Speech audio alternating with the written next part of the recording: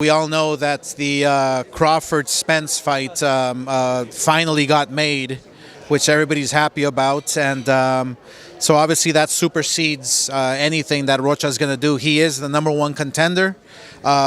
Crawford winning or Spence winning, then Rocha is next in line to fight the WBO champion, and yeah, we're looking forward to it. I mean, but first things first. I mean, Rocha's fighting Anthony Young, who is no pushover, no walkover. He's a talented individual who is going to come to fight. This is his one opportunity to make things shine and to make a statement. So from top to bottom, the card's incredible. We're really pleased with what we put together, but especially here at Fantasy Springs Casino. I mean, we're going to have a jam-packed house. I believe it's 5,000 seats. It's going to be pretty cool. The plan for you still for Virgil is he gets past Stanionis to place him against the winner. You got two guys that are chomping at the bit to face the winner of Crawford and Spence, but I would imagine there's a lot more fan demand to see Virgil in that fight. Well, look, Virgil Ortiz, he's in a class of his own. That's the way I put it. Virgil Ortiz, he's coming back with Stanionis July 8th, and it's going to be incredible. It's going to be amazing. His much anticipated return. We've known that he's Virgil Ortiz has had some complications, but he's now healthy 100%. He's stronger than ever, better than ever.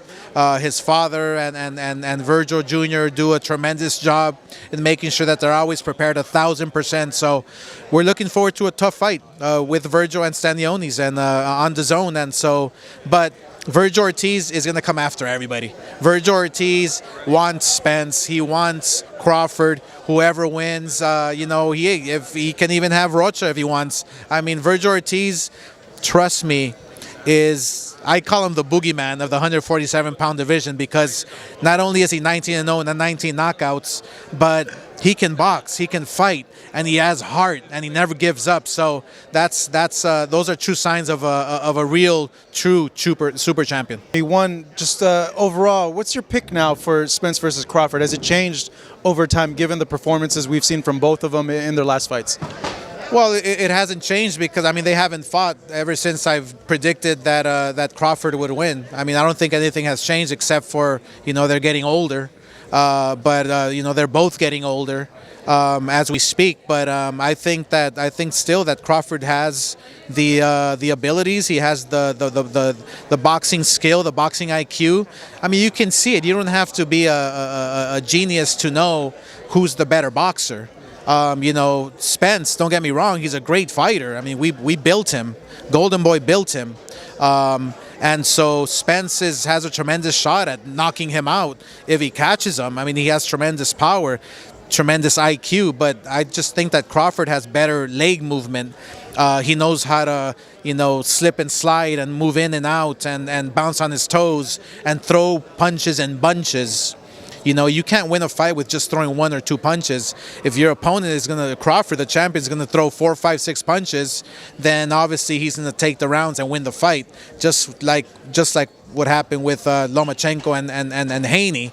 Lomachenko was throwing punches and bunches. He was landing almost everything, which was incredible. And so, when they talk about, Haney and Lomachenko, Lomachenko won that fight. And so styles make fights. And so I strongly feel that Crawford and Spence, both great fighters, but in my humble opinion, what do I know about boxing, is that Crawford has the better ability. The more he has the better arsenal inside the ring. Let me right into my last question. You were there ringside to see Vasily Lomachenko and Devin Haney.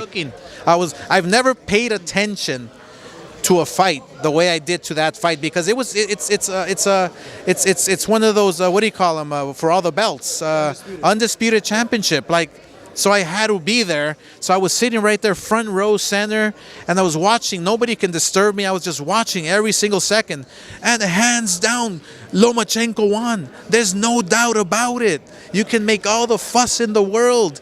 He landed more effective punches. He threw more combinations. It was incredible. I mean, at his age, what he did to a young Haney was unbelievable. I would imagine a rematch is warranted, though. We don't know if it's going to go that way, but You know, we keep seeing this stuff in boxing with the judges having the scores all wide. It happened to you in Trinidad.